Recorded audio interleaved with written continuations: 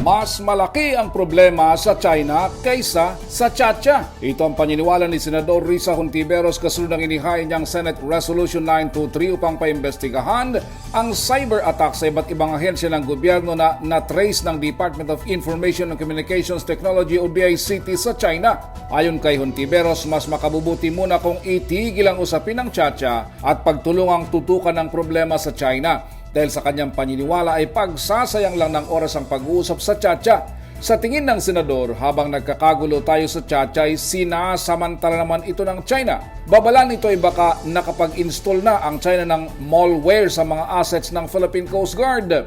Noong February 3, inanunsyo ng DICT na ilang mga government websites ang tinarget ng mga hackers, lalo ng mga ahensya na mahigpit na nagbabantay sa West Philippine Sea. Kabilang dito ang website ng Philippine Coast Guard, Office of the Cabinet Secretary, Department of Justice, National Coast Watch System, ang website ng House of Representatives, ang mismong website ng DICT at pati personal website ni Pangulong Bongbong Marcos.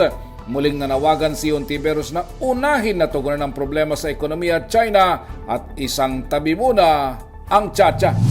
Habang nagsasayang oras tayo para pag-usapan ng charter change, ang China hindi tumitigil sa panghihimasok sa ating bansa. Dapat ito ang pagtuunan ng pansin, hindi yung mga pekeng inisyatibo na nanggugulo lang sa mga Pilipino. Imbes ng enerhiya natin ay mapunta sa pagpapalakas ng mga batas para sa ating pambansang seguridad, nag-aaksaya tayo ng panahon para sa interes ng iilan. Tama na ang Chacha. China ang mas malaking problema. Let us stop wasting time on changing the Constitution. Para sa MBC Network News, ito si Raymond Dadpaas, tuloy-tuloy sa pagbabalita at tuloy-tuloy sa serbisyo. Sama-sama tayo, Pilipino. MBC Network News.